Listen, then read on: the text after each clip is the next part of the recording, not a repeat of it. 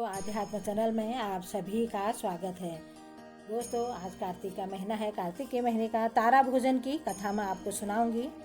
एक साहूकार की बहू तारा भोजन कर रही थी। उसने सास से कहा, सास जी मेरी कहानी सुन लो। सास बोली, मुझको पूजा पाठ करनी है, मेरा पास समय नहीं है। जेठानी के पास गई, भाभी जी मेरी कहानी सुन लो। जेठानी बोली, मुझे तो अभी खाना बनाना है। देवरानी से कहा कि तुम मेरी तारा भोजन की कहानी सुन लो। वह बोली कि मुझे तो बच्चों को स्कूल भेजना है, उन्हें देर हो रही है। उसने नंद से कहा कि दीदी मेरी कहानी सुन लो। उसने कहा कि मुझे देर हो रही है और नंद बोली, मेरे तो ससुराल में बुलावा आ गया है, मुझे ससुराल जाने की तैयारी करनी है। वह राजा के पास गई और बोली, आप मेरी कहानी सुन लो।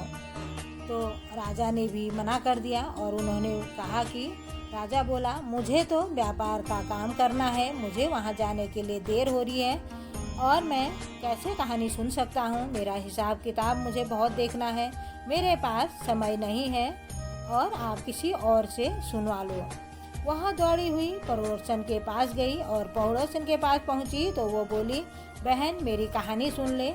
वह बोली, हाँ बहन मैं सुन लूँगी। साहूकार की बहू ने कहानी सुनाई और पड़ोसन ने सुनी और हुंकार भी भरा।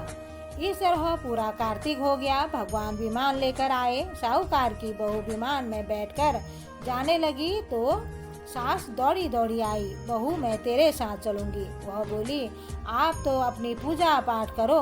जेठानी कहने लगी, तो मैं चलूँगी, मुझको ले चलो। तो उसने कहा, नहीं दीदी, वह ना जी, आपको खाना बगैर बनाना है। देवरानी आई और बोली, मैं चलूँगी। वह बोली, तुमको तो बच्चों को स्कूल भेजना है और सबको तैयार करना है, तुम कैसे मेरे साथ चल सकती हो। नंद बोली, भाभी जी मैं चलूँगी, मुझको आप अपने साथ ले चलो। वह बोली, नहीं दीदी, आपको तो ससुराल जाना है, ससुराल की तैयारी करनी है।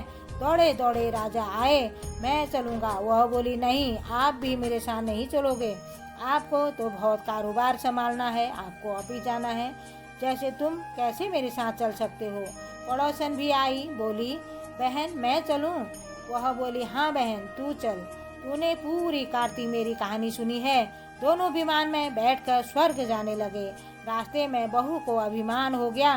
वह सोचने लगी, मैंने तो कहानी कही, व्रत किया, तब मुझे स्वर्ग का वास मिला और पड़ोसन ने ना व्रत किया, केवल कहानी सुनी, मेरे कारण इसे भी स्वर्ग मिला। भगवान ने उसे वहीं विमान से नीचे फेंक दिया।